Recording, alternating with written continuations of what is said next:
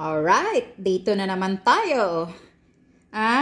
Sa approve na 4.5 billion na confidential fund ni Marcos. Makatarungan ba yan?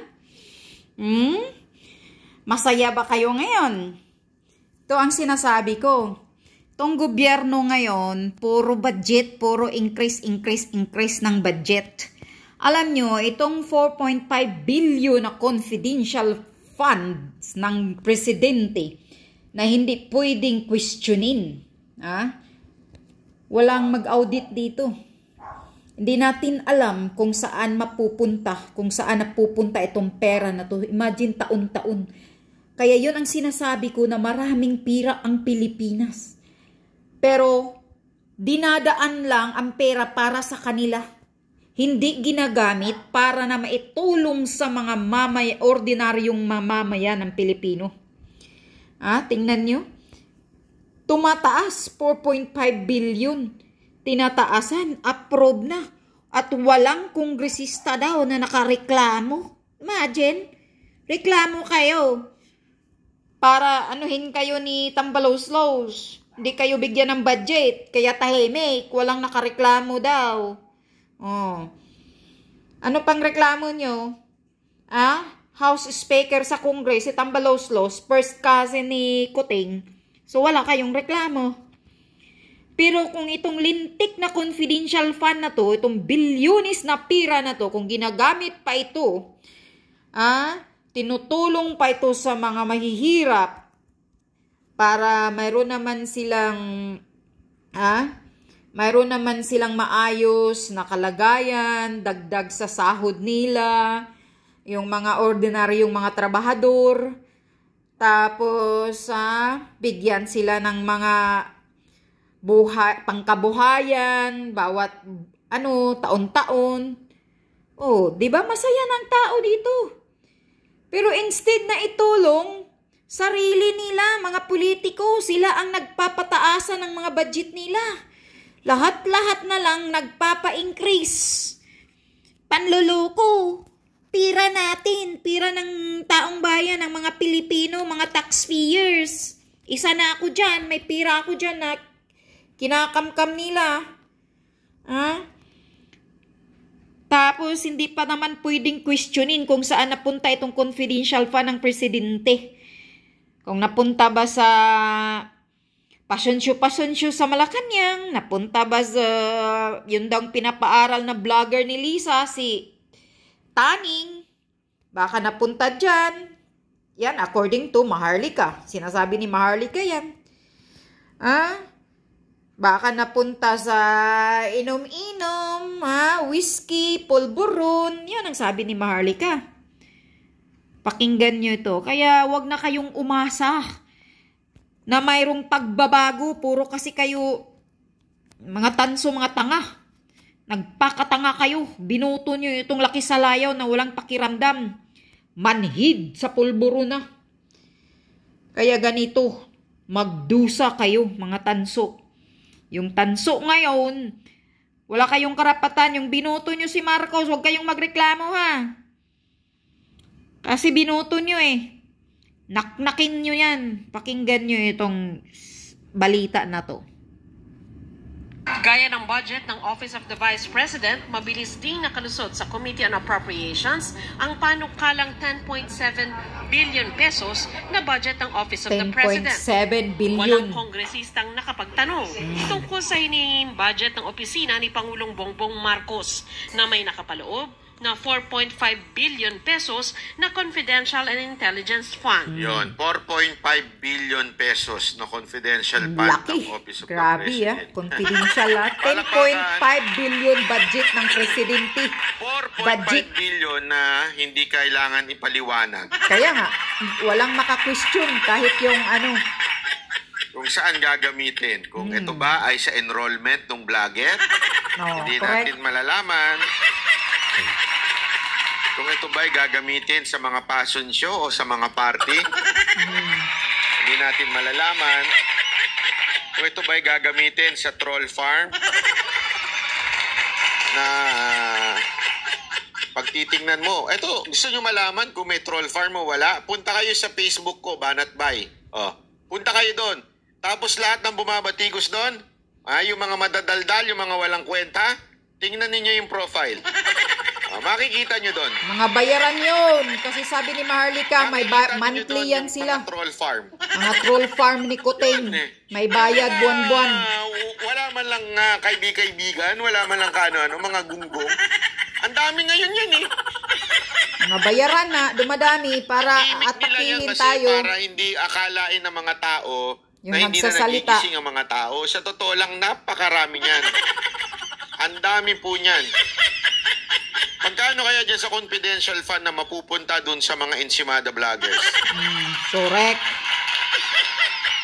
Hindi, yung mga vloggers na nakaabang sa atin at lagi tayong content. Mga bayaran, marami. Huwag tayo maglukuhan, may alam ako sa inyo, may budget kayo monthly. Yes, sabi ni Maharlika din yan. Ako po. Siya mismo, alam niya yan. Galing sa puting ahas niya. Bumabanat sa atin, ako po. Ang Grabe laki ng yan. monthly niya mga yan. Sa bagay, sabi nga eh. 5 billion confidential lang.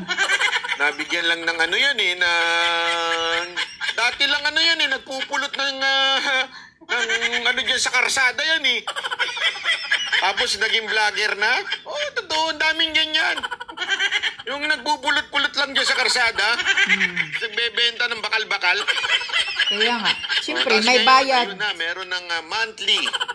May monthly bayad galing sa long-standing tradition and practice of the House of Representatives and the Committee on the Appropriations to extend parliamentary courtesy of the Office of the President.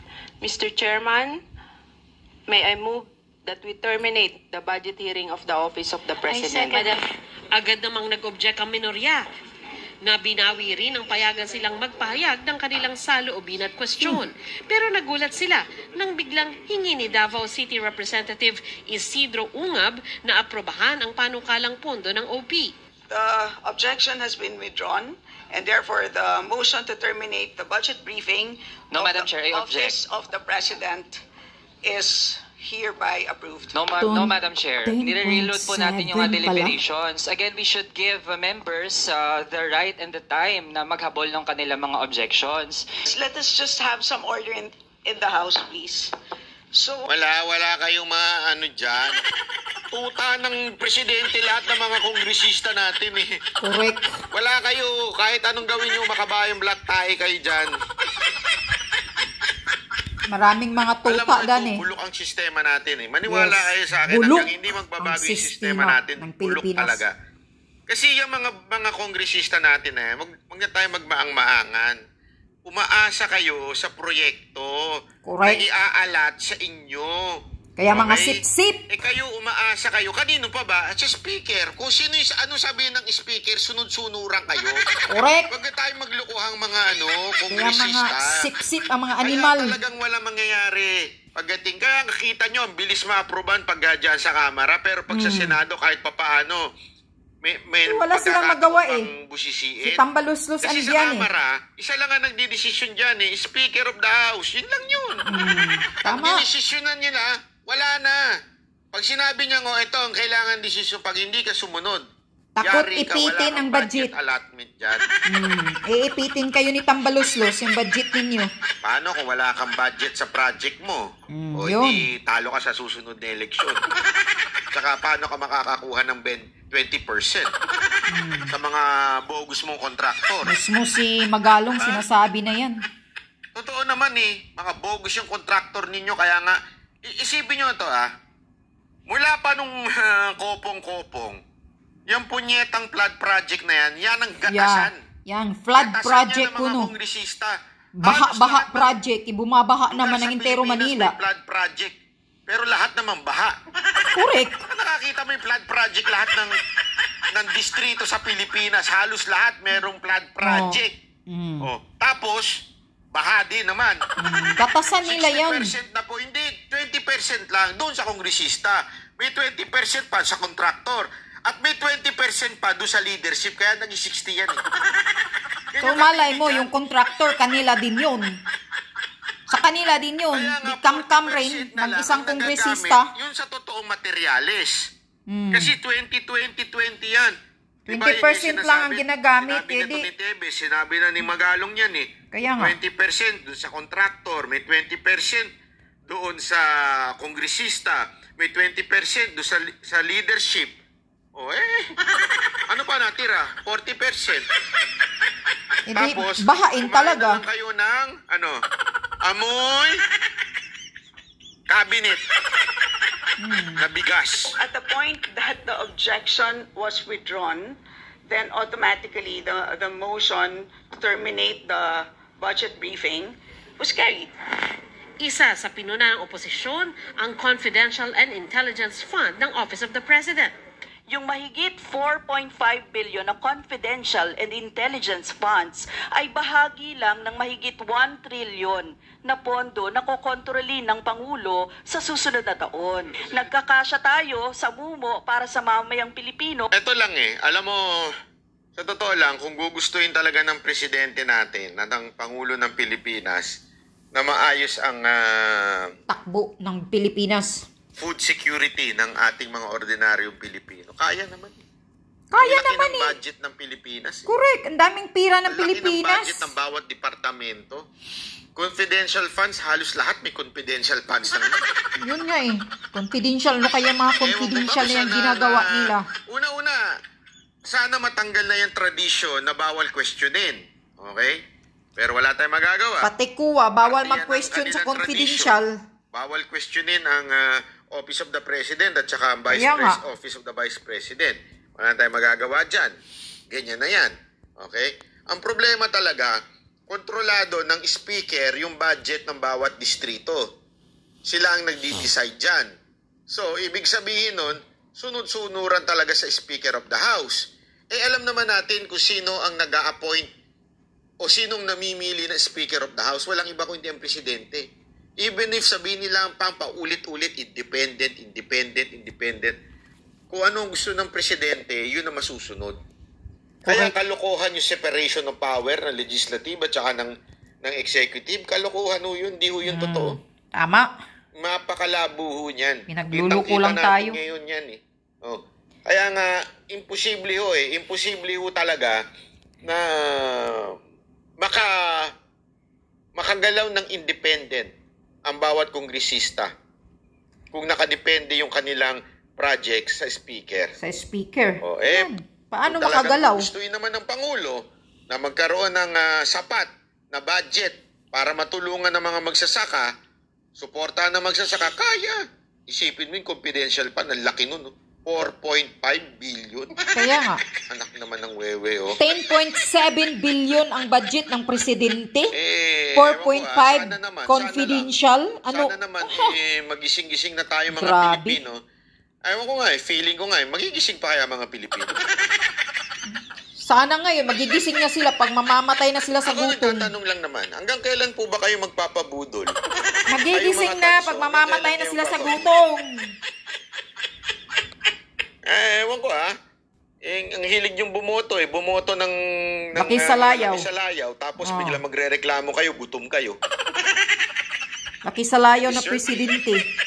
Inutil. Hindi kayo makabili ng bigas ngayon? You deserve it. Yes, correct. Binoto nyo yan Tama. Banatan mo pa, Banat Bay. Yan ang totoo. Kaya kayo mga pasensya na sa mga tanso na bumoto kay Marcos. Abay, ito lang masasabi ko sa inyo. You deserve it. Hindi ka makabili bigas? You deserve it. Namamahalan kayo sa presyo? You deserve it. Binoto nyo diba? Ginusto nyo yan ididikdik ko sa inyo. Ginusto nyo yan. Kayong mga tanso. Kayong mga tanso. Ikaw na nanunood na tanso. Ngayon, binoto mo si Marcos, di ba? You deserve it. Yes. You really deserve it. Yes. Paghirap ka, Magpakahirap ka pa. Bakit? Binoto mo yan Ginusto mo yan, di ba? Ngatain mo, namnamin mo, binoto ko kasi to, kaya wala akong karapatang magreklamo. Tandaan niyo yan. Correct. Yan. Tama yung sinasabi ni Banat Bay. You deserve it. Kung nagugutom na ngayon kayo mga tanso dahil sa sobrang mahal na mga bilihin, you deserve it. Ganon din ang sasabihin ko. Imagine, 4.5 billion confidential fund ng presidente. 10.7 billion ang budget ng presidente at saka 4.5 billion. Saan mapupunta itong confidential fund? Bawal naman ito questionin. Pati siguro pati kuwa, hindi makapag-question nito kung saan ito mapunta. Confidential nga eh. Saan ito magpunta? Nasa kamay niya. Tapos, panay ang biyahe. Mismo nga si Amy Marcos, nagre-reklamo na. Tumataas ang utang natin ng Pilipinas. Lumalaki ang utang ng Pilipinas. Biyahe ni Marcos, wala namang investor. Panluluko nga eh. Sino namang investor? Pagdating sa immigration, pagnanakawan, mayroong mga mahahabang mga kamay doon. Pipirahan o ano ba? Tapos pag dito sa Pilipinas, pag nakatira dyan, yan. Ilan na kaya ang mga foreigner na pinatay? Dahil hinold up, lumalaban, pinatay, binaril ng mga riding in tandem.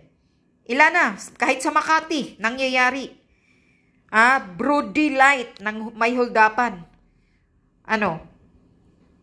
Masaya ba ang mga investor pag nakatira ng Pilipinas? Isip-isip din, Bongbong Marcos. Kung maganda ba yung balak mo. Yung pera mong budget sa iyo sa presidenteng 10.7 billion, kung itulong mo na lang ito sa mga ordinaryong Pilipino, mas masaya pa ang mga tao. Yan ang problema sa inyo. Gobyerno na wala ng pakiramdam. Tuloy-tuloy ang pagtataas ng mga bilihin. Grabe.